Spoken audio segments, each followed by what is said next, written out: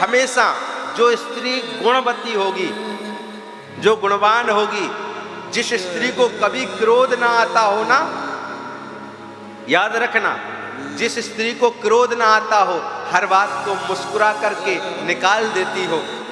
कोई बड़ी क्रोध भी आ रहा है, किसी को गुस्सा में बातें भी कर रहा है, तो वो स्त्री क्या करेगी? बोले मुस्कुरा करके निकाल देगी, टाल देगी। जो अपने माँ बाप की भक्त होगी, अपने सास ससुर की सेवा करने वाली होगी, याद रखना, ऐसी नारी हमेशा उसके हाथ से बना हुआ भोजन बहुत मीठा ही होगा। जिस नारी को मीठा बोलना आता है, उस नारी को मीठा भोजन बनाना भी तो आता होगा। ये भी सच है। जो नारी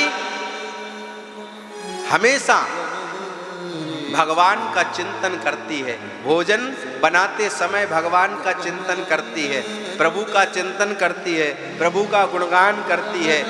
कई माताएं ऐसे होती हैं जो रसोई घर में जाएंगी तो गाएंगी, आई मिलन की बेला तू मेरा मैं तेरा, है देखा तो ये जाना न जाने क्या क्या गाते रहते हैं।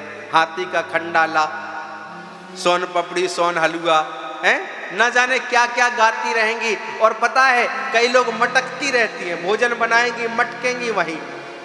और कई माताएं ऐसी होती हैं जो संकीर्तन गा रही हैं और भजन गाते गाते ऐसे ऐसे झूमते झूमते, थोड़ी सब्जी खोलने में टाइम लग रहा है तो वहीं हरे श्री कृष्ण गोविंद हरे मुरारी, हे नाथ नारायण वासुदेवा, और फिर एक बार चम्मच घुमा दी, श्री कृष्ण गोविंद हरे मुरारी, हे नाथ नारायण वासुदेवा। दोबारा रोटी जो है पलटना चालू कर दिया। महाराज इनके हाथ में भोजन में स्वाद होगा, स्वादिष्ट होगा। क्यों? क्योंकि जब उन्होंने प्रभु का गुणगान करके भोजन बनाया है तो हमेशा ही ऐसी स्त्री के हाथों में स्वाद होता ही है।